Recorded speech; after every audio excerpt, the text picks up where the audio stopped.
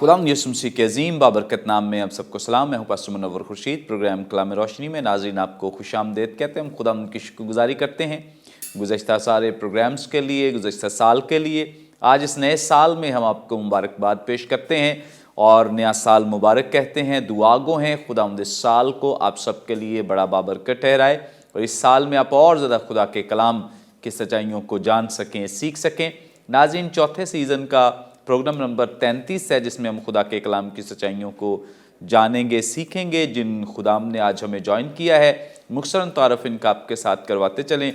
हमें ज्वाइन किया है रेवरेंड वसीमुल्लाह खोखर साहब ने, थैंक यू सो मच। और इनके साथ हमें ज्वाइन किया है साजिद इमदाद साहब ने, थैंक यू सो मच। नाज़रीन, से पहले कि हम आज के मतन की तिलावत करें, मैं रिक्वेस्ट करूँगा साजिद साहब से प्लीज़ दुआ में रहनुमाई करें। दुआ मांगें। मेहरबान खुदावन, हम तेरा शुक्र अदा करते हैं इस नए साल के लिए, और खुदावन खुदा तेरा शुक्र अदा करते हैं तेरे ज़िंदा कलाम के लिए जो गुज़श्ता सालों की मानद खुदावन इस साल भी हमें तरोताज़गी बख्शने के लिए, हमारी ज़िंदगियों को रहनुमाई अता करने के लिए और खुदावन खुदा तेरी मर्ज़ी के मुताबिक चलने के लिए खुदावन काबिल बनाता है। मुबारक खुदावन, तुझसे मिन्नत करते हैं अपने रूह कुद्स की मदद से हमें खुदावन अपने कलाम पर अमल करने की क़ुव्वत और ताकत बख्शना। और आज इस प्रोग्राम के वसीले से हम जो कुछ सीखते हैं वो खुदावन खुदा हमारी तरक्की के लिए हो, हमारी बरकत के लिए हो और हमारे वसीले से खुदावन दूसरों की बरकत का सबब बने। ये सब कुछ मांगते हैं तेरे प्यारे बेटे अपने खुदावन यीशु मसीह के नाम में, आमीन आमीन। Thank you so much. नाज़रीन, कलाम मुक़द्दस में से अपनी रहनुमाई के लिए आज हम तिलावत करेंगे नया अहदनामे में से मुक़द्दस यूहन्ना रसूल की मारिफत लिखी गई इंजील, इसका चौथा बाब पहली 12 आयात।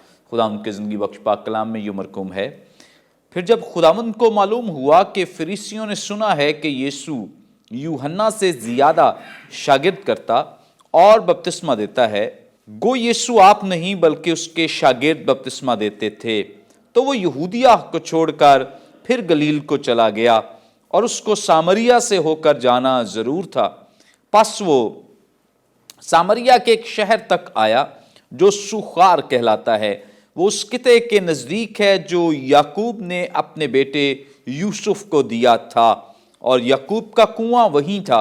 चुनांचे यीशु सफ़र से थका मांदा होकर उस कुएं पर यूं ही बैठ गया।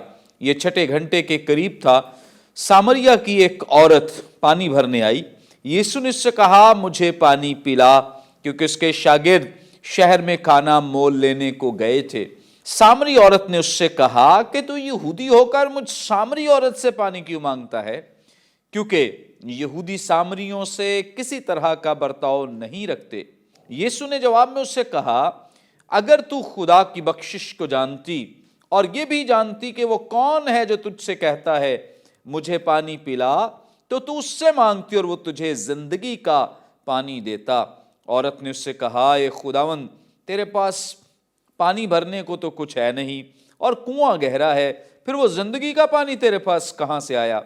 क्या तू हमारे बाप याकूब से बड़ा है जिसने हमको ये कुआं दिया और खुद उसने और उसके बेटों ने और उसके मवेशी ने उसमें से पिया? कलाम मुक़द्दस के पढ़े सुने जाने पे खुदा उनकी बरकत हो, आमीन। नाज़रीन, कलाम मुक़द्दस का ये हिस्सा जो भी हमारे सामने तिलावत किया गया है, इंतहाई मारूफ हिस्सा और बहुत सारे लोग इससे ऑलरेडी आशना हैं, जानते हैं। इस वाक़े को संडे स्कूल बच्चों को भी सिखाया जाता है, बताया जाता है, ताकि वो भी कलाम मुक़द्दस के इस हिस्से को सीखें। सो इस पे गौर करना, जानना, सीखना ज़्यादा ज़रूरी है, क्योंकि बहुत सारी ऐसी बातें हैं जो हम फ़कत सुनते तो आ रहे हैं लेकिन कई दफ़ा उन चीज़ों पे हम गौर नहीं करते। लेकिन ये ऐसा प्लेटफॉर्म है कलाम रोशनी, और यहाँ पर जो खुदाम के खुदाम हमारे पास आते हैं वो ऐसी गहरी बातें हमारे साथ शेयर करते हैं जो हमने पहले नहीं सुनी होती। इसके लिए हम खुदाम के नाम को जलाल देते हैं। गुफ्तगू का आगाज़ आज हम वसीमुल्लाह खोखर साहब से करेंगे। सर, आप हमारी रहनुमाई फरमाएं। नया अहदनामे में खुदावंद यीशु मसीह के लिए एक टाइटल बारहा इस्तेमाल किया गया है और इसके लिए बहुत सारे आर्टिकल्स भी लिखे गए हैं, बहुत सारी बुक्स, बहुत सारी किताबें इस पे मौजूद हैं।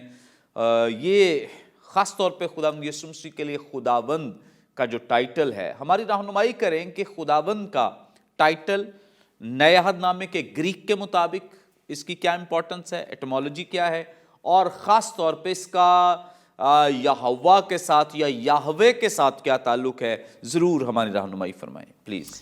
بھائی صاحب شکریہ۔ پہلا سوال ہی بڑا خوبصورت اور تھیولوجیکل ڈیمانڈنگ ہے، بڑا خوبصورت ہے۔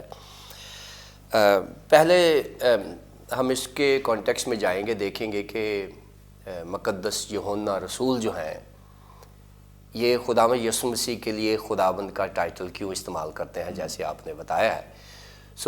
اس جواب میں ہم 3 چیزیں دیکھیں گے۔ پہلے ہم اس کی دیکھیں گے ایٹمالوجی، پھر ہم اس کی دیکھیں گے تھیالوجی، جو آپ نے خود ہی بتایا کہ پہلے ایٹمالوجی اور اس کے بعد میں یہوہ کا جو لنک ہے یہ تھیالوجی ہے اس کی، اور پھر تیسری سطح پہ ہم اس کو جو بائبل مقدس میں اس کی جو اپروچ ہے، بائبل مقدس کیا چاہتی ہے اس نام سے متعلق، وہ بتائیں گے اس کی بائبل میں کیا اہمیت ہے۔ ہمارے پاس جو اناجیل ہیں نئے عہد نامے میں وہ 4 ہیں۔ جب متی رسول لکھتے ہیں تو وہ خداوند یسوع مسیح کی جو بائیوگرافی ہے وہ لکھتے ہیں، اور ان کا جو بائیوگرافیکل انڈرسٹینڈنگ ہے وہ یہودیوں کے لیے ہے، اور یہودیوں کو وہ ایک بادشاہ دینا چاہتے ہیں، اور وہ بطور بادشاہ کے طور پر پیش کر رہے ہیں۔ اگر ہم مقدس مرکز کو دیکھتے ہیں تو وہ بطور سرونٹ کے طور پر خداوند یسوع مسیح کو کام کرتا ہوا دکھاتا ہے، اور اگر ہم مقدس لوکا کو دیکھیں تو اس کا زیادہ فوکس ابن آدم کے اوپر ہے کہ خداوند یسوع مسیح کو اس کا جو نسب نام ہے وہ بھی آدم تک لے کر جاتا ہے یہ ساری بائیوگرافی۔ لیکن مقدس یوحنا جب لکھتے ہیں تو یہ خداوند یسوع مسیح کی بائیوگرافی نہیں لکھتے، یہ بائیوگرافی سے پیچھے چلے جاتے ہیں۔ یعنی جب مقدس یوحنا رسول جب انجیل شروع کرتے ہیں تو ہم اس کو کہتے ہیں وہ خداوند یسوع مسیح کی 2 ذاتوں کو بیان کرتا ہے، جس کو ہم ایک ذات اس کی معرفے ہے اور ایک ذات اس کی سخیمہ ہے۔ معرفے وہ ذات ہے جو کہتا ہے ابتدا میں کلام تھا اور کلام خدا کے ساتھ تھا اور کلام خدا تھا اور یہی ابتدا میں خدا کے ساتھ تھا۔ یہ اس کا سخیمہ یعنی باڈی میں آنے سے پہلے، اس کے انکارنیشن سے پہلے جو یسوع مسیح کا مقام آسمانی مقام ہے اس کو ہم معرفے کہتے ہیں، وہاں پر ہے۔ اور زمین پر بھی اس کو تھیولوجیکلی ابن خدا ثابت کرنے کی کوشش کی جا رہی ہے۔ مقدس یوحنا رسول جو ہے وہ یسوع مسیح کو ابن خدا کے طور پر پورٹریٹ کر رہے ہیں۔ اگر ہم اس کی ایٹمالوجی دیکھیں، آپ نے بتایا ہے کہ یہ لفظ خداوند جو ہے بائبل مقدس کے نئے عہد نامے میں بہت دفعہ استعمال ہوا ہے، اور صرف خداوند جو لفظ ہے یہ 721 مرتبہ نئے عہد نامے میں استعمال ہوا ہے خداوند یسوع مسیح کے لیے۔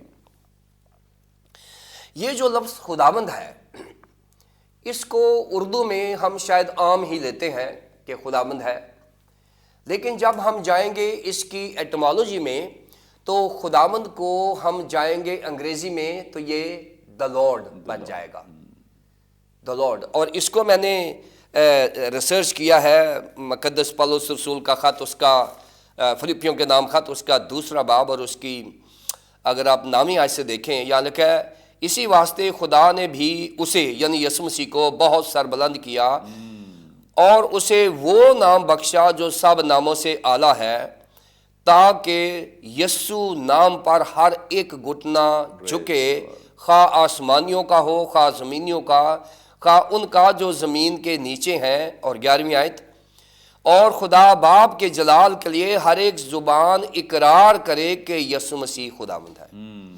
پادری صاحب، جب ہم لوگوں سے سوال کرتے ہیں کہ جب یہ کہا گیا ہے کہ اسی واسطے خدا نے بھی اسے بہت سربلند کیا اور وہ نام بخشا، اگر ہم سوال کریں تو وہ نام کا جواب ہمیں وہ کہتے ہیں جی یا یسوع مسیح ہوگا، یسوع ہوگا، ایمانویل ہوگا، ایسا نہیں ہے۔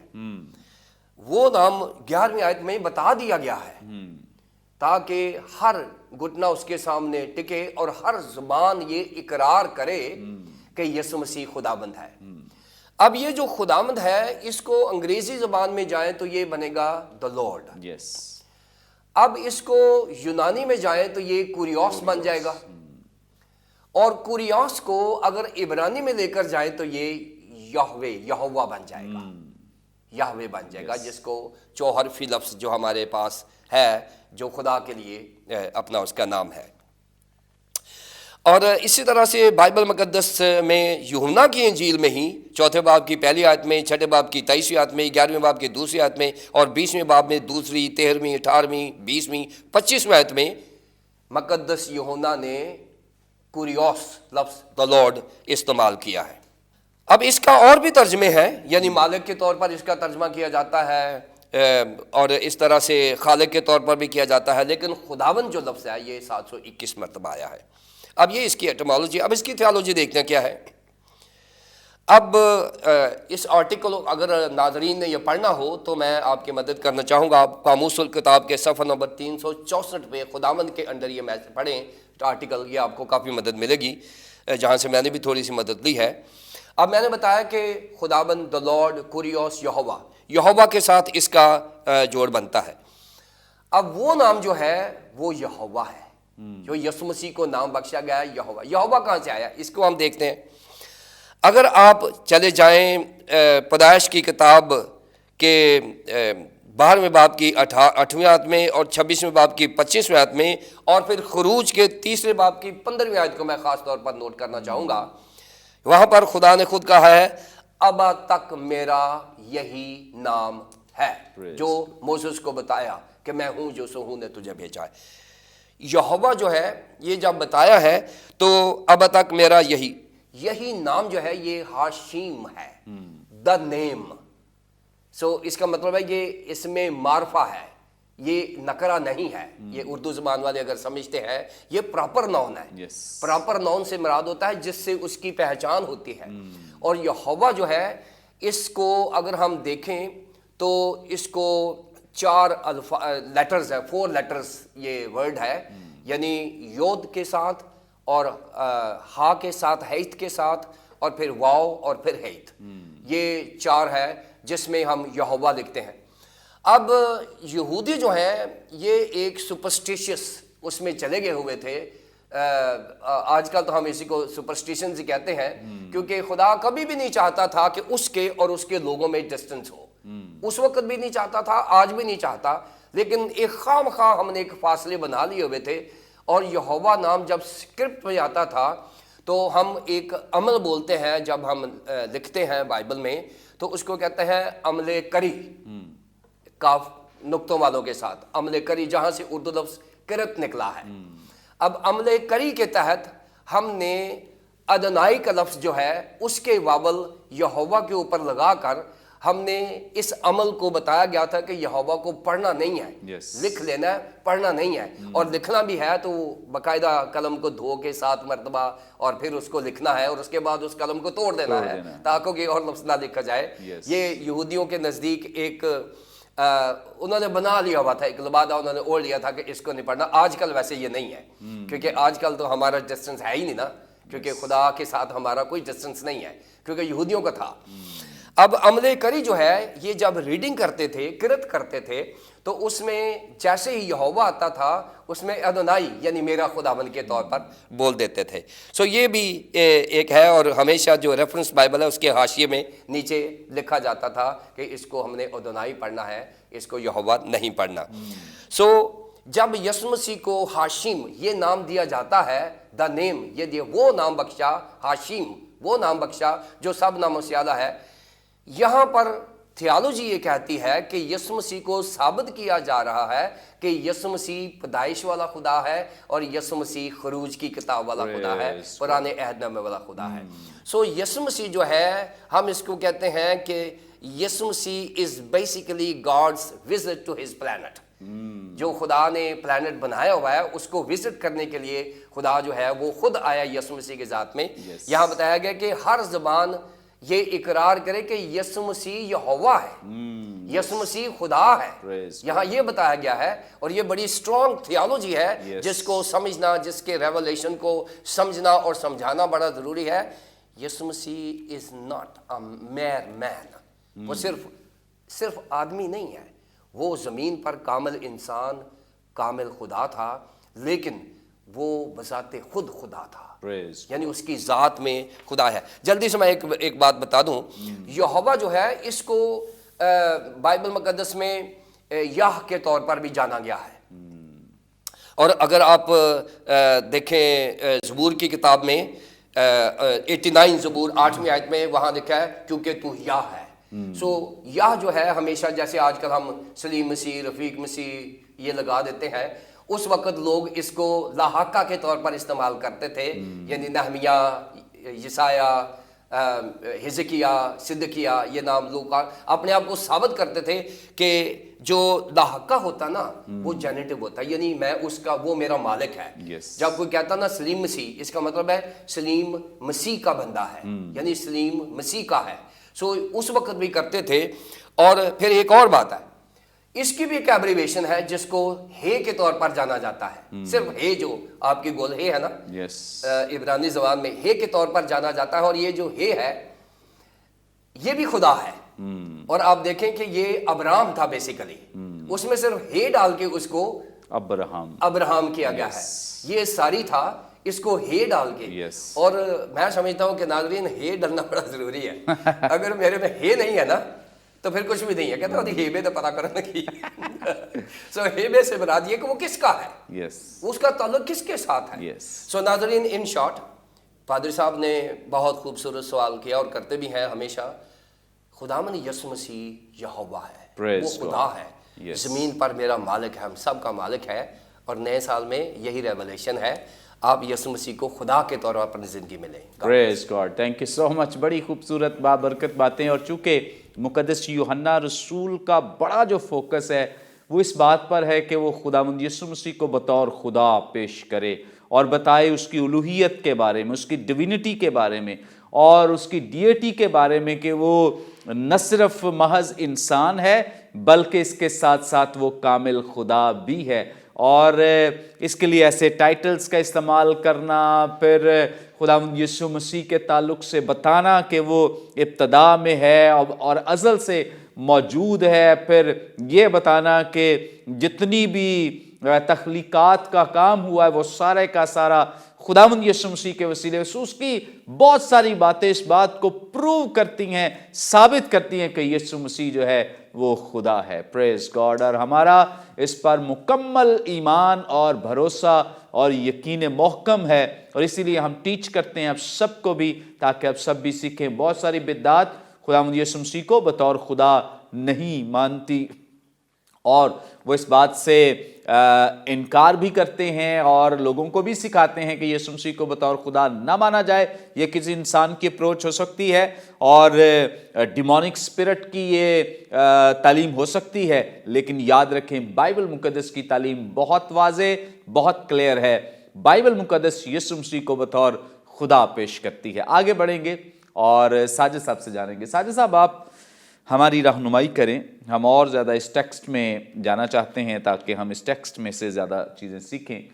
یہاں پہلی آیت میں لکھا ہے، پھر جب خداوند کو معلوم ہوا کہ فریسیوں نے سنا ہے کہ یسوع یوحنا سے زیادہ شاگرد کرتا ہے۔ جیسے ربیوں کے لیے تو یہ ایک مقابلے بازی تھی، شاگرد بنانا، شاگرد کرنا، اور فخر بھی تھا، تکبر بھی تھا کہ میرے پاس اتنے شاگرد ہیں، میرے پاس اتنے شاگرد ہیں۔ میں چاہتا ہوں کہ آپ ہماری اور ناظرین کی رہنمائی کریں کہ جو یہودی ربی ہیں اور جو ربیوں کا سردار خداوند یسوع مسیح ہیں، ان کے مابین ان کا ربیوں کا، یہودی ربیوں کا کیا طریقہ کار ہے شاگرد کرنے کا، اور خداوند یسوع مسیح کا کیا طریقہ کار تھا، تاکہ آج کے جو خدام ہیں اور جو ٹیچرز ہیں، جو استاد ہیں، وہ بھی جان سکیں کہ خداوند یسوع مسیح کیسا بہترین استاد اور ربی تھا۔ بہت شکریہ پادری منور خورشید صاحب، شکریہ برکت ٹی وی کا اور اس پروگرام کلام روشنی میں ایک دفعہ پھر دعوت دینے کے لیے شکریہ۔ میں آپ کو بتاتا چلوں، ساجد صاحب کو ہم اکثر دعوت دیتے رہتے ہیں اور یہ خود بھی بڑے بزی ہیں، اور خدا ان کا شکر ہو کہ یہ برکت ٹی وی کو ٹائم دیتے ہیں۔ بہت شکریہ۔ سوال کی جہاں تک بات رہی یہودی ربیوں اور یسوع مسیح بطور عظیم ربی، ان میں کیا موازنہ ہے اور شاگرد بنانے کا طریقہ کار کیا ہے؟ सबसे पहली बात आपने एक सवाल में एक ज़िक्र किया कि यहूदी रबियों में ये एक तरह से मुकाबला चलता था, मुकाबला होता रहता था कि किसके शागिर्द ज़्यादा हैं। यहूदी रबियों के लिए ये बात आसान नहीं थी।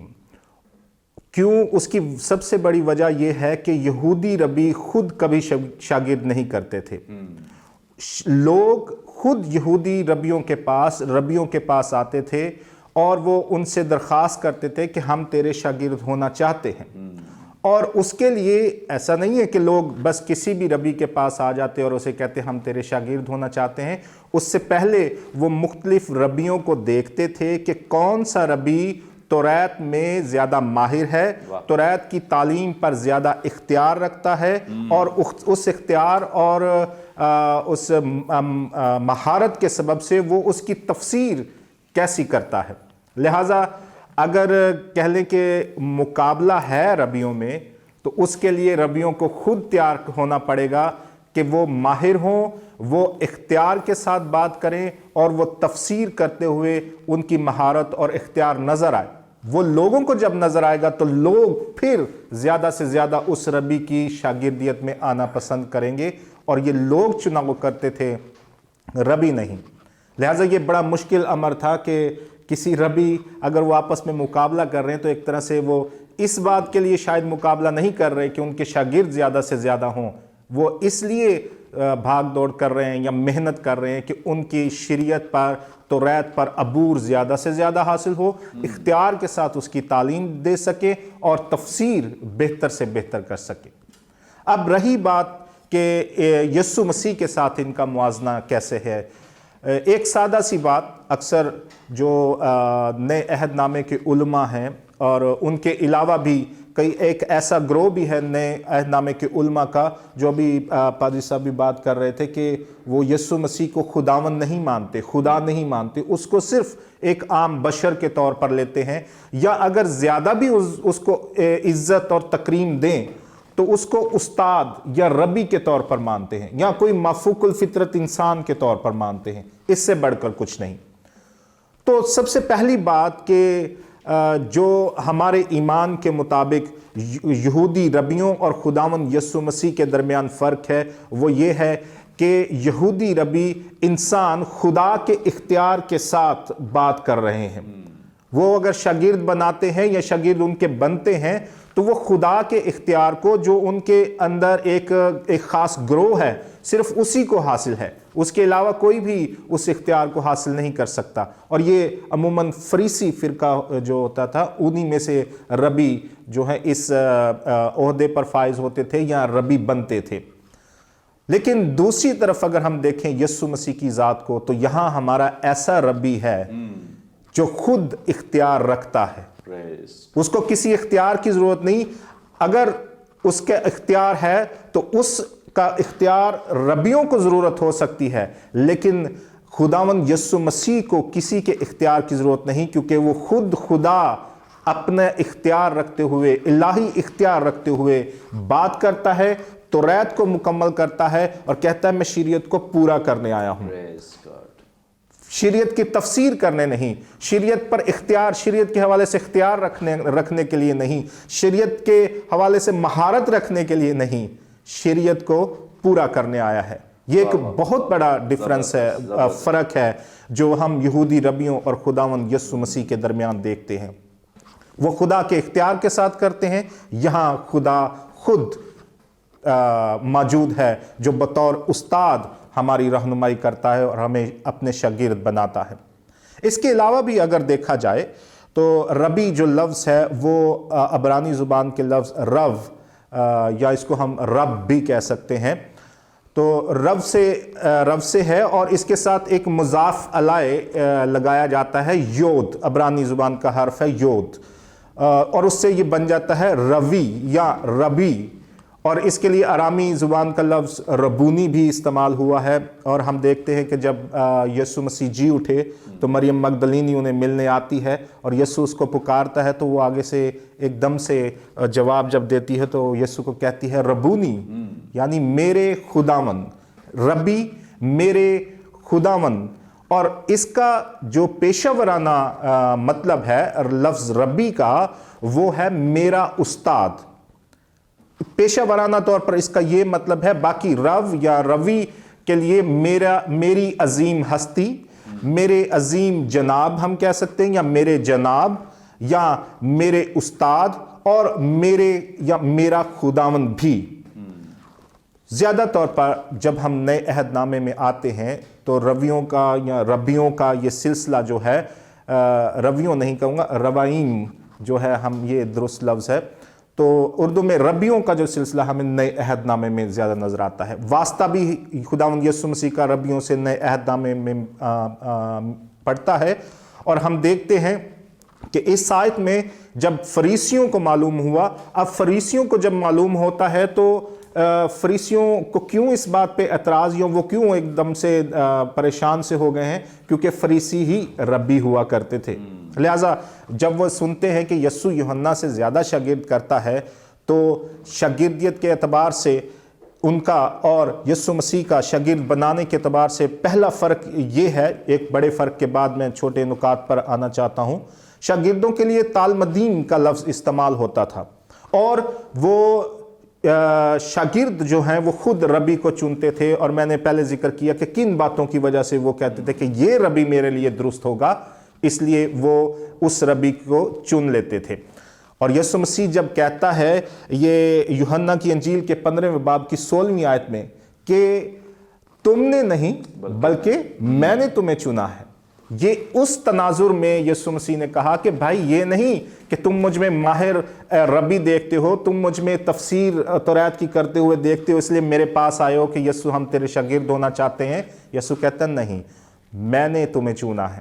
اور اس کے لیے چناؤ کے لیے عموماً یہ جو 3 میں نے ذکر کیا ربیوں کا جو اختیار، ان کی مہارت اور تفسیر، اس حوالے سے لوگ دیکھتے تھے کہ کون سا ربی بہتر ہے. لیکن یہاں پر یسوع مسیح خود اختیار کا حامل ہے، اور جب وہ لوگوں کو چنتا ہے تو وہ اس کے لیے یہ نہیں دیکھتا کہ لوگوں کی قابلیت یا لوگوں کا ذہنیت یا لوگوں کی تعلیم کیسی ہے. اس نے ان کو چنا تاکہ وہ ان کو خود تیار کرے اور ان کے ساتھ رہے، اور ان کے ساتھ رہ کر پھر ان کو منادی کے لیے بھیجے. یہودی ربی جب کوئی بھی شاگرد یہودی ربی کے پاس جاتا تو اس کا ایک مقصد ہوتا تھا. مقصد کیا تھا؟ کہ وہ بھی ایک دن ربی بنے. لیکن یہاں یسوع مسیح جب شاگرد چنتا ہے تو یسوع مسیح اس لیے نہیں شاگرد چنتا کہ ایک دن اس کے شاگرد بھی آ کر یسوع کی کرسی پر بیٹھے. نہیں، وہ خدا کی بادشاہی کی تعلیم دینے کے لیے اور ایک ایسے عمل سے گزرنے کے لیے، ایسے پیغام کو پھیلانے کے لیے شاگرد ہوئے تھے یا چنے گئے تھے جو رہتی دنیا تک رہے گا، جس کے وسیلے سے بنی نوع انسان بچائے جائیں. یہودی ربیوں کے شاگرد اس لیے ہوتے تھے کہ وہ ایک ملک یا ایک قوم اسرائیل کے لیے ان کے درمیان میں اپنی خدمت سر انجام دیں، ان کو تعلیم و تربیت دیں، اور بنی اسرائیل یا اسرائیل کی آزادی اور جلال کے لیے وہ کام کرتے تھے. لیکن یسوع مسیح نے جب شاگرد کیے تو اس نے اپنے شاگرد اس لیے کیے کہ وہ پوری دنیا کی نجات کے لیے پیغام لے کر جائیں، وہ عالمگیر طور پر خدمت سر انجام دیں، اور اس خدا کی بادشاہی کو جو صرف اسرائیل میں نہیں بلکہ پوری دنیا میں خدا کی بادشاہی ہے اس کی وہ منادی کر سکے. یہ چند ایک ضروری نکات ہیں جو ہم دیکھ سکتے ہیں کہ یسوع مسیح اور یہودی ربیوں کے درمیان کیا فرق تھا، وہ کیسے شاگرد بناتے تھے اور یسوع مسیح نے کیسے شاگرد بنائے. بہت شکریہ. تھینک یو سو مچ. بڑی زبردست خوبصورت باتیں جو ساجد صاحب نے ہمارے ساتھ شیئر کی ہیں. خداوند یسوع مسیح بطور ربی، بطور استاد کے تعلق سے بڑی خوبصورت اور انفارمیٹیو باتیں، اور خاص طور پہ جو ربی کا لفظ ہے اور اس کا بیک گراؤنڈ جو ہے، پس منظر جو ہے، شاگرد کا پس منظر کیا ہے، بڑی خوبصورت ٹیچنگ دی ہے، اور ہم اس کے لیے خداوند کے نام کو جلال دیتے ہیں. یقیناً ناظرین آپ اس پروگرام کے وسیلے سے برکت پا رہے ہو. ابھی اور بہت کچھ باقی ہے، لیکن یہاں پہ وقت ایک بریک کا، لیں گے ایک شارٹ بریک. ہمارے ساتھ رہیے، دیکھتے رہیے پروگرام کلام روشنی.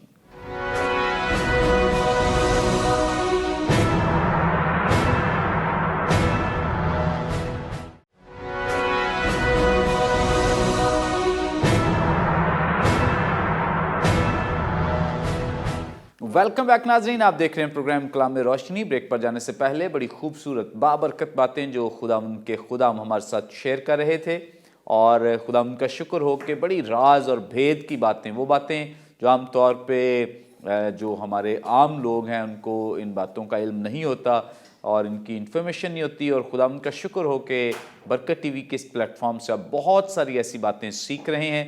आगे बढ़ेंगे और वसीमुल्लाह खोखर साहब से जानेंगे। सर, आप हमारी रहनुमाई फरमाएं, यहाँ पे एक बहुत बड़ा मुअम्मा है, भेद है।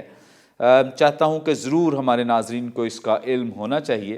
पहली आयत में लिखा है, फिर जब खुदावंद को मालूम हुआ कि फरीसियों ने सुना है कि यीशु यूहन्ना से ज़्यादा शागिर्द करता, तो तीसरी आयत में लिखा है, तो वो यहूदिया को छोड़कर फिर गलील को चला गया।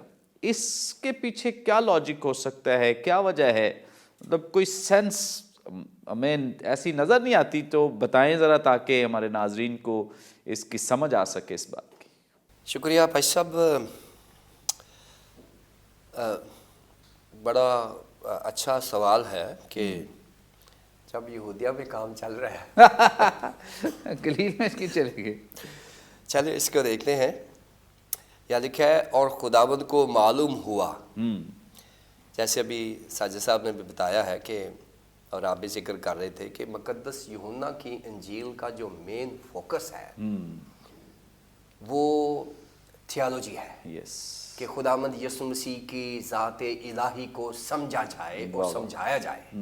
मुकद्दस यूहन्ना का मेन फोकस जो है वो ये है कि खुदावंद यीशु मसीह की ज़ात इलाही ज़ात को, उसकी ज़ात अक़दस को, जो उसकी डियटी है, जो उसकी डिविनिटी है, उसको समझा जाए। यस, और जितना ज़्यादा हम मुकद्दस यूहन्ना की इंजील को पढ़ेंगे उतना ज़्यादा हम खुदावंद यीशु मसीह की इलाही ज़ात के करीब होते जाएंगे। अब देखें, पहला जो लफ्ज़ है वही है कि खुदावंद को मालूम हुआ। अब यहाँ उसकी देखिए, मालूम हुआ को शायद हम इग्नोर कर दें, लेकिन यहाँ उसके ओमनीसिएंट होने की सबूत मिल गया है। क्या बात है कि ये थियोलॉजी है कि वो ओमनीसिएंट है। उसको ये बताने की ज़रूरत नहीं है कि जी यह काम हो रहा है कि वो यीशु मसीह खुद खुदा है, वो ओमनीसिएंट है। ये वही एबिलिटीज़ हैं जो पुराने अहदनामे में जो खुदा है उसकी हैं। वो हर चीज़ को जानने वाला है, क्योंकि खुदा जो है वो तीन तरह से, हम उस तीन एंगल से उसको देखते हैं। वो ओमनी प्रेजेंट है, ओमनीपोटेंट है, ओमनिसिएंट है। ये तो यहूदी थियोलॉजी और खुद वो इकरार करते हैं, इकरार कर रहे हैं। और यहाँ देखें, यहाँ ये सोर्स नहीं बताया कि यीशु को कैसे मालूम हुआ, सोर्स नहीं बताया। यहाँ ये बता दिया गया है कि खुदावंद को मालूम हुआ। और ये जो ओमनिसेंट होने का जो सबूत है ये पूरे नए अहदनामे में छाया हुआ है। और यीशु ये मालूम करके कि वो मुझे बादशाह बनाना चाहते हैं, यीशु ने मालूम किया कि वो ये करना चाहते हैं, कि वो क्या बहस कर रहे हैं। यानी ये जो ओमनिसेंट, जिसको हम वर्ड ऑफ नॉलेज भी कहते हैं, ये एक वर्ड ऑफ विजडम होता है, ये वर्ड ऑफ नॉलेज हमारे लिए इसको वर्ड ऑफ नॉलेज कहा जाता है, इल्मियत का कलाम कहा जाता है। सो ये उसकी डीईटी का सबूत है हमारे पास, ये है। फिर यीशु मसीह को पता है, और जैसे साजिद साहब ने बताया कि आजकल भी वही तरीका है। अगर किसी ने को मैथ सीखना हो ना, तो हम कहते हैं जो शहर का जरा अच्छा मैथमेटिशियन है ना, उन्होंने लबो। यानी आजकल भी है, इंग्लिश सीखनी हो, कहते हैं जरा अच्छी, जिसके पास अच्छी ग्रिप हो उसको। और यही तरीका उस वक्त था। और उनका मुकाबला स्कॉलरशिप साबित करने का था, रबियों का, कि वो जितने बड़े स्कॉलर्स होंगे उतने ज़्यादा स्टूडेंट्स उनके पास आएंगे, उनकी पहचान हो जाएगी। आजकल हमें को प्रॉब्लम हो, हम अच्छा डॉक्टर ढूंढते फिरते हैं डॉक्टर अच्छा डॉक्टर हमें मिल जाए ताकि हमें। सो ये था। अब खुदावंद यीशु मसीह देखें, खुदावंद यीशु मसीह ने सिर्फ ये नहीं साबित किया कि वो साहिब शरीयत है, ये लोग साहिब शरीयत थे। उसने कहा कि ये लोग साहिब शरीयत हैं, ये शरीयत को जानते हैं, ये शरीयत की तफसीर जानते हैं, लेकिन मैं शरीयत पर अमल करता हूँ। वाह, उसकी ये डियटी है उसकी, ये उसके इलाही होने का सबूत है कि शरीयत पर अमल करके उसने साबित किया है कि कोई दुनिया का माई का लाल जो है वो शरीयत पर अमल नहीं कर सकता। जो पढ़ाने सिखाने वाले वो भी नहीं अमल कर सकते। शरीयत खुद इस बात का इकरार करती है कि शरीयत के वसीले से कोई भी नहीं बच सकता। यीशु मसीह ने کہا ہے کہ میں شریعت کا مالک بھی ہوں اور میں شریعت پر عمل بھی کرتا ہوں. میں شریعت. اب یہ جو چیزیں ایک نئی تعلیم آ رہی ہے. اگر ہم یوحنا کی انجیل کے پہلے باب کی پہلی 42 آیات ہم دیکھتے ہیں, وہاں یسوع مسیح کی یہودیہ میں منسٹری نظر آ رہی ہے. پھر اگر ہم دیکھتے ہیں پہلے باب کی 43 آیت سے دوسرے باب کی 11ویں آیت تک, وہ گلیل میں جا کے معجزہ بھی ہو گیا, کانا گلیل میں جو معجزہ بھی ہو گیا وہ گلیلی منسٹری ہے. پھر یسوع نیچے آئے ہیں, جنوب میں آئے ہیں, شمال اوپر ہوتا ہے, جنوب نیچے ہوتا ہے. دوسرے باب کی 13ویں آیت سے لے کے تیسرے باب کی 21ویں آیت تک وہ دوبارہ یہودیہ میں آ گئے ہیں. اب یہودیہ میں ان کی منسٹری بہت کامیاب ہو گئی ہے. یہودیہ میں پہلے یوحنا ایک مسئلہ بنا ہوا تھا فریسیوں کے لیے, یہ جو ربی تھے یوحنا کے بڑے شاگرد تھے. اب یہاں یوحنا سے بھی بڑا ہے. اب وہ شاگرد جو ہے وہ جوک در جوک جو وہ شاگرد بنتے جا رہے ہیں. اور جب شاگرد بنتے جا رہے ہیں اس کی ریزن یہ ہے کہ شاگرد دیکھتے ہیں کہ ہمارا جو استاد ہے جس نے ہمیں چنا ہے وہ ہمیں عمل کر کے دکھا رہا ہے. یہ جو فریسی ہیں یہ استاد تو ہیں, لیکن ایسے استاد ہیں کہتے ہیں ہم پڑھا دیں گے, عمل آپ کرو. تو خداوند یسوع مسیح کہہ رہے ہیں کہ عمل میں کر کے دکھاتا ہوں. اور یہ ایک پلس پوائنٹ ہے. اور آج بھی خادموں کے لیے یہ پلس پوائنٹ ہے, صرف سکھانے والے نہ بنے, عمل کرنے والے بھی بنے, تاکہ ہمارے زیادہ سے زیادہ جو لوگ ہمیں پہچانیں. کیونکہ لوگ ہمیں سکھانے والے کے طور پر نا, یہ جو ورنہ پھر یہودی ربی بن جائے گے. ہم خداوند کی تقلید کریں, اس کے پیچھے چلیں, اس کے نقشے قدم پر چلیں, تاکہ لوگ جو ہیں وہ ہم صرف سکھائیں نہیں, لوگ ہمیں عمل کرنے والے بھی مانے. اور خداوند یسوع مسیح نے تو خود اس بات کے لیے کہا ہے کہ تم اسی بات سے پہچانے جاؤ گے, کہ اگر تم میرے حکموں پر عمل کرو گے تو اس سے تم لوگ جانیں گے کہ تم میرے شاگرد ہو. سو یہ ایک بڑا چیلنج ہے ہم خادموں کے لیے خاص طور پر. اچھا, جو پہلی وجہ ہے ان کو یہودیہ کو چھوڑ کر گلیل میں جانے کی, وہ یہ ہے کہ یہ جو بڑھتا ہوا نمبر ہے یہ فریسیوں کے لیے اور ربیوں کے لیے ایک بڑا چیلنج تھا. اب ان کو یہ تھا کہ اتنے شاگرد بن گئے ہیں اور یہ آپس میں ایک دوسرے کے ساتھ جو کانسپریسی کرتے ہیں, وہ جو سازشیں بناتے ہیں, وہ شروع ہو گئے تھے, چیم گوئیاں شروع ہو گئی تھیں کہ یار کیسے اس سے چھٹکارا حاصل کیا جا سکتا ہے. یعنی وہ فیصلہ کرتے ہیں, یہ ربی جو ہے کہ یار کیسے اس سے چھٹکارا حاصل کر سکتے ہیں ہم. یہ پہلی بات ہے کہ وہ اپ سیٹ ہو گئے تھے, ان کا جو لیڈرشپ تھی وہ چیلنج ہو گئی تھی یسوع مسیح کی لیڈرشپ کی وجہ سے. سو اس لیے یہ ان کا جو ماحول بن گیا تھا, یسوع مسیح کو معلوم ہو گیا تھا کہ گڑبڑ ہو رہی ہے. اچھا, دوسری بات یہ ہے کہ جب نئی تعلیم ہوتی ہے تو لوگ اس کے پیچھے, نئی تعلیم کے پیچھے جاتے ہیں, اور جیسے جیسے زیادہ شاگرد ہوتے جاتے ہیں, یسوع مسیح سے متعلق جو اس وقت کا معاشرہ ہے, سماج ہے, یہ سارا کا سارا کنونس ہو گیا ہے کہ ہی از دا لیڈر جس کو ہم نے فالو کرنا ہے. سو یہ بھی ایک بہت بڑا ایشو تھا ربیوں کے لیے کہ یہ معاشرتی طور پر ایک دوسرے کو یہ پہچانتا ہے, معاشرہ لکھا جہان اس کا پیرو ہو چلا ہے. یہ ساری چیزیں آ گئیں. اور تیسرا ایک اور بڑا خطرہ تھا کہ جیسے جیسے نمبر بڑھتا تھا گورنمنٹ بھی پریشان ہو جاتی تھی کہ سیاسی نمبر جو ہے یہ اگر بڑھ گیا تو وہ کہیں وہ نہ ہو کہ وہ کہیں رائٹس ہو جائے یا کوئی پرابلم آ جائے. تو یہاں پر اس کا یہ مطلب نہیں ہے کہ یسوع مسیح یہاں سے ڈر کے جا رہے ہیں. اس کا مطلب یہ ہے کہ خداوند یسوع مسیح ہر اس وقت کا احترام کرتے ہیں جو خدا نے ان کے لیے مقرر کیا ہے. مصلحت کے تحت یہ ہے کہ یسوع مسیح کو ابھی بادشاہی کا قیام کرنا ہے, یسوع مسیح کو بشارت کرنی ہے, یسوع مسیح کو شاگرد بنانے ہیں. سو یسوع مسیح نے جب یہودیہ کو چھوڑا ہے تو ان کا مطلب ایک مقررہ وقت کا انتظار تھا. وہ نہ تو وہ مرنے سے ڈرتے تھے, نہ وہ مخالفت سے ڈرتے تھے, کسی چیز سے نہیں ڈرتے تھے. وہ صرف خدا سے ڈرتے تھے, خدا کے پروگرام سے ڈرتے تھے کہ خدا کا جو منصوبہ ہے وہ اس میں کوئی پرابلم نہ آ جائے. سو خدا کا منصوبہ خداوند یسوع مسیح کی مصلوبیت تھی, اور اس مصلوبیت کو وقت سے پہلے ہونا یہ خداوند یسوع مسیح اس کو اوائڈ کر رہے تھے. اور وہ چاہ رہے تھے کہ وہ گلیل میں جا کے کام کریں, اور انہوں نے یہودیہ کو چھوڑ کر گلیل چلے گئے تاکہ وہاں پر خدا کی بادشاہی کا کام کیا جائے. پریز گاڈ. اور گلیل میں بھی خداوند یسوع مسیح کی خدمت تو چونکہ سب سے زیادہ وقت وہاں پہ گزارا، شاگرد وہاں پہ بنائے، اور عظیم شاگرد 5 شاگردوں کا تذکرہ ہے کہ گلیل میں بنائے گئے۔ زبردست ٹیچنگ جو ہمیں خدا ان کے خادم کے وسیلے سے دی جا رہی ہے، اور یقیناً ناظرین جب خداوند یسوع مسیح نے یہ اپنا اس علاقے کو چھوڑ کر گلیل جانے کا ارادہ کیا ہے، تو اس کے پیچھے سب سے جو بڑی وجہ جو بھی وسیم اللہ کھوکھر صاحب نے ذکر بھی کیا، وقت۔ خداوند یسوع مسیح نے ایک چیز کا اپنی خدمت میں بہت خیال کیا ہے، وقت کس چیز کا ہے۔ ابھی میرا وقت نہیں آیا ہے، ابھی میرا وقت نہیں آیا۔ مصلوبیت کا ایک وقت مقرر تھا، اور اس سے پہلے خداوند یسوع مسیح لوگوں کو منع کرتے رہے، یہ نہ کرو، اس طرح سے میرے بارے میں نہ بتاؤ، کیونکہ ابھی میرا وقت نہیں آیا ہے، ابھی معجزہ کرنے کا وقت نہیں آیا، مصلوبیت کا وقت نہیں آیا۔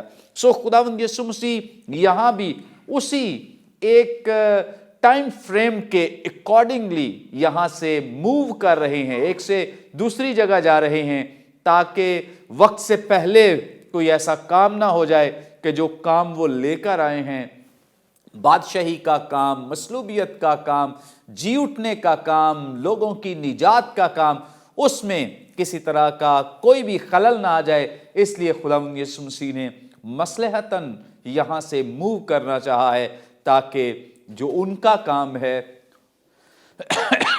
جو ان کا مشن ہے، وہ کمپلیٹ ہو سکے، مکمل ہو سکے۔ پریز گاڈ، بڑی زبردست باتیں، خوبصورت باتیں۔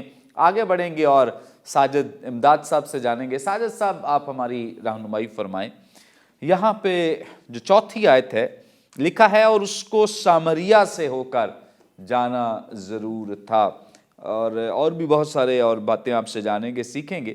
سب سے پہلے تو ہماری رہنمائی فرمائیں کہ سامریا سے ہو کر جانا کیوں ضرور تھا؟ بہت شکریہ پاسٹر منور صاحب۔ عموماً یہ جو ایک چھوٹا سا جملہ ہے، ایک آیت ہے، تاہم اس کی تفسیر مختلف انداز میں کی جاتی ہے، اور بنیادی طور پر 2 تفاسیر ہیں جن پر زیادہ زور دیا جاتا ہے۔ اس کو اگر ہم 2 کیٹیگریز میں دیکھیں یا 2 حصوں میں دیکھیں کہ وہ کون کون سی 2 نظریات ہیں جو اس آیت کی تفسیر کے پیچھے کار فرما ہے، تو پہلا الہی نظریہ ہے، یا اس کو ہم کہتے ہیں کہ الہی منصوبہ، اس کے تحت یسوع مسیح کو سامریا سے ہو کر جانا ضرور تھا۔ اور دوسرا ایک جغرافیائی، ہم اس کو دنوی یا جسمانی بھی کہہ سکتے ہیں، ایک طرف الہی اور دوسری طرف جسمانی یا دنوی، اور اس کو ہم اگر زیادہ اسپیسیفک ہوں، مخصوص طور پر بیان کریں تو جغرافیائی وجہ ہے کہ یسوع مسیح کو سامریا سے ہو کر جانا ضرور تھا۔ پہلے جغرافیائی وجہ جو ہے اس پر بات کر لیتے ہیں۔ بیشتر علماء ہیں جو مانتے ہیں کہ یسوع مسیح در حقیقت جغرافیائی تقاضے کے سبب سے، جغرافیائی وجہ کے سبب سے سامریا سے ہو کر گزرے، اور وہاں پر کچھ دیر ٹھہرے، اور پھر وہ جو ہم 4 باب میں سارا واقعہ پڑھتے ہیں کہ کیا کیا وہاں پر ہوا۔ تو جب جغرافیائی طور پر ہم دیکھنے کی کوشش کریں تو ہمیں سب سے پہلے اسرائیل کے ملک کو، یسوع مسیح کے دور میں خاص طور پر اسرائیل کے ملک کو اور اس کی جو خد و خال ہیں اور اس کا حدود اربا ہے، اس کو سمجھنے کی ضرورت ہے۔ خد و خال تو خاص طور پر نہیں، لیکن حدود اربا یا وہ ملک کیسا تھا۔ ابھی پادری وسیم صاحب ذکر کر رہے تھے کہ جب ہم اوپر کو جاتے ہیں تو وہ شمال ہے، جب نیچے کو آتے ہیں تو جنوب ہے۔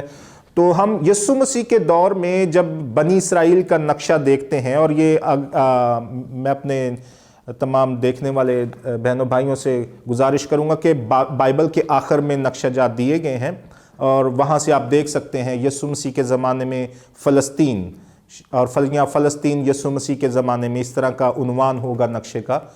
تو آپ دیکھیں گے کہ گلیل، جہاں پر یسوع مسیح اب جانے کا ارادہ رکھتے ہیں، اور لکھا ہے کہ یہودیہ کو چھوڑ کر وہ گلیل کو چلے گئے، تو گلیل جو ہے وہ اوپر شمال میں ہے، ٹھیک ہے، اور نیچے جب نیچے کو آتے جائیں تو درمیان میں یہودیہ نیچے جنوب میں ہے، اور درمیان میں ایک علاقہ ہے جس کا نام ہے سامریا۔ اب اگر میں کہوں کہ میں پادری وسیم تک پہنچنا چاہتا ہوں تو مجھے یہ سیدھا راستہ ہے، اور درمیان میں شاید میں یہاں پر رکتا ہوں، اور اگر میں چاہتا ہوں کہ پادری وسیم تک جانا تو میں چاہتا ہوں، لیکن میں ادھر سے ہو کے جاؤں گا تو اس کی کوئی خاص وجہ ہو سکتی ہے یا پھر ذہنی خلل بھی ہو سکتا ہے. بہرحال سیدھا راستہ میں کیوں اختیار نہیں کر رہا, یہاں پر اس کی ایک خاص وجہ ہے. یسوع مسیح نے سیدھا راستہ اختیار کیا اور مختصر ترین راستہ اختیار کیا. اگر ہم یہودیہ سے گلیل یا گلیل سے یہودیہ آنا چاہتے ہیں تو اس کے لیے مختصر ترین راستہ یہی تھا کہ وہ سامریہ جائیں اور سامریہ سے اوپر گلیل یا سامریہ سے نیچے یہودیہ میں آیا جائے. اور یہ مختصر اور محفوظ راستہ بھی تھا کیونکہ زیادہ تر شہر اس راستے پر آباد تھے. اب یہودی جو ہیں وہ اس راستے سے یا بلکہ سامریہ کے پورے علاقے سے وہ اجتناب کرتے تھے, وہ یہاں سے گزرنے سے اجتناب کرتے تھے. اور یہ اگر ہم سامری عورت کا آگے جب بیان پڑھتے ہیں تو وہاں پر سامری عورت کے جب الفاظ ہیں کہ تو یہودی ہو کر مجھ سے پانی کیوں مانگتا ہے, تو یہ ظاہر کرتے ہیں کہ بھائی تو یہودی ہے, میں سامری ہوں, تو کوئی تو وجہ ہے کہ وہ اعتراض تو نہیں کر رہی لیکن وہ حیران ہے کہ یہودی ہو کر مجھ سامری عورت سے پانی مانگتا ہے. اس کی سبب یہی تھا کہ یہودی جو ہے وہ سامری لوگوں کو ایک مخلوط نسل, ایسی نسل سمجھتے تھے جو خالص نہیں تھی. اگرچہ وہ کسی زمانے میں بنی اسرائیل کے ایک قبیلے سے تعلق رکھتے تھے, لیکن ایک خاص وقت میں جب ہم آگے ایک کسی پروگرام میں شاید اس کا ذکر کر سکیں یا آگے اس پر کبھی بات ہو, تو وہ ایک خاص وقت میں آ کر مخلوط نسل ہو گئے. ہوا یوں کہ اسور کا بادشاہ ان کو اسیر کر کے لے گیا اور وہاں سے انہوں نے دوسری قوموں کے جو اسیر لوگ تھے ان کو سامریہ میں لا بسایا اور سامریہ کے لوگوں کو کہیں اور بسا دیا. تو یہاں جو سامریہ میں لوگ تھے وہ سارے ان غیر قوموں کے ساتھ خلط ملط ہو گئے اور اس سبب سے وہ خالص نسل نہ رہے. بس یہودیوں کو ان سے نفرت ہو گئی کہ یہ ناپاک لوگ ہیں, جاہل لوگ ہیں. اس سبب سے وہ ان کے علاقے سے بھی گزرنا پسند نہیں کرتے تھے. ایسا نہیں کہ یہ واحد رستہ تھا. اگر یہودیوں کو, خاص طور پر ان یہودیوں کو جو رسخ الاعتقاد ہیں یعنی کٹر قسم کے یہودی تھے, وہ سامری لوگوں کو پسند نہیں کرتے تھے, ان کے علاقے سے گزرنا پسند نہیں کرتے تھے, تو وہ کیا کرتے کہ وہ تھوڑا سا مشرق کو ہو کر یردن کو پار کرتے اور پھر اوپر جنوب کی طرف سفر کرتے, یعنی سامریہ سے کنارہ کشی کرتے ہوئے وہ گلیل میں پہنچتے, یا گلیل سے جب آتے تو وہ یردن کو پار کرتے ہوئے اسی طرح نیچے جنوب میں یہودیہ کو پہنچتے. مگر یہاں یسوع مسیح کا طرز عمل بالکل مختلف نظر آتا ہے, اور جب ہم اس کی بات کرتے ہیں تو ہمیں یہاں پر وہ الہی عنصر یا الہی منصوبے کے تحت یسوع یہاں سے ہو کر گزرا, اس پر زیادہ زور دیا جانا بالکل صادق نظر آتا ہے, درست معلوم ہوتا ہے. یسوع مسیح نے مختصر راستہ اختیار کیا. یہ ایک عقلی بات بھی ہے, شعوری بات بھی ہے, قابل شعور شخص یہ ایسا کرے گا. یسوع یہودیوں کی مانند صرف اپنی تک محدود نہیں یا اپنی قوم تک محدود نہیں, وہ ان کے لیے بھی آیا جن کے پاس کوئی اور نہیں جاتا. لہٰذا یسوع وہاں سے ہو کر گزرا. یہ جغرافی اعتبار سے یسوع نے مختصر راستہ اختیار کیا. اور جب ہم الہی عنصر کی بات کرتے ہیں تو میرے عزیزو, ہم کلام مقدس میں پڑھتے ہیں اور خاص طور پر اس حوالے میں بھی اگر پڑھیں, سامری عورت سے جب گفتگو ہو رہی ہے تو سامری عورت کے سے سوال و جواب کرتے ہوئے یسوع مسیح اس کو زندگی کے پانی کی خوشخبری دیتے ہیں. یسوع مسیح اس کو آب حیات کی خوشخبری دینے کے بعد خدا کی بخشش کی بات کرتے ہیں. وہ اسے کہتے کیا تو اگر جانتی کہ میں کون ہوں, اپنے لیے وہ کا لفظ استعمال کرتے ہیں. بہرحال وہ کہتے ہیں کہ اگر تو جانتی کہ میں کون ہوں تو مجھ سے مانگتی تو میں تجھے زندگی کا پانی دیتا. اور اس سارے واقعے کے بعد وہ شہر جاتی ہے. شہر میں لوگوں کو بتاتی ہے کہ دیکھو ایک شخص سے میں ملی ہوں جو اس طرح کی باتیں کرتا ہے, جو زندگی کا پانی دے رہا ہے, جو آب حیات دینے کو تیار ہے, آؤ اس سے ملو. اور جب وہ آ کر ملتے ہیں میرے عزیزو, ہم دیکھتے ہیں کہ کلام مقدس میں خاص اس حوالے ہی میں لکھا ہے 4 باب میں, یوحنا کی انجیل کے 4 باب میں, کہ بہت سے لوگ وہاں پر ایمان لائے. اگر یہودی ذہنیت کے ساتھ یسوع مسیح, اگرچہ وہ راستہ مختصر بھی ہے, یسوع مسیح ایک دوسرے راستے سے گزرتے, تو کیا یسوع مسیح سامریوں کے لیے نجات کا پیغام لے کر نہیں آئے؟ کیا وہ سامریوں کے نجات دہندہ نہیں تھے؟ بالکل تھے. लिहाजा इलाही मंसूबे के तहत यस्सु को सामरिया से होकर जाना ज़रूर था। और मैं मानता हूँ, मेरा ईमान ये है कि ये दोनों वजूहात कि यस्सु ने अकली और शौरी तौर पर भी वो रास्ता अख्तियार किया जो महफूज और जो सीधा और जो मुख्तसर है, ताकि वो जल्द अपनी मंजिल पर पहुंच जाए। और इलाही मंसूबे के तहत भी वो सामरियों को भी बचाना चाहता था, सिर्फ यहूदियों के लिए नहीं, वो पूरी दुनिया के लिए आया, पूरी बनी नौ इंसान के लिए आया, और बनी नौ इंसान में सामरी लोग भी शामिल थे। खुदावंद आपको बरकत दे। Praise God, thank you so much. बड़ी खूबसूरत, बड़ी बाबरकत बातें जो खुदा के खादिम ने हमारे साथ शेयर की हैं। आपको बताते चलें कि वसीमुल्लाह खोखर साहब तो पहले ही मजे हुए उस्ताद हैं, और खुदा उनका शुक्र हो, खुदा उन्होंने बड़ी बरकत दे रखी है। लेकिन खुदावंद आइंदा आने वाले दिनों में भी ऐसे लीडर्स तैयार कर रहा है जो साजिद साहब के ताल्लुक़ से आप सुन रहे हैं, उनसे खूबसूरत उनकी जो इन्फॉर्मेशन है, बातें हैं, और जो बड़ी तवारीखी बातें हैं सुन रहे हैं।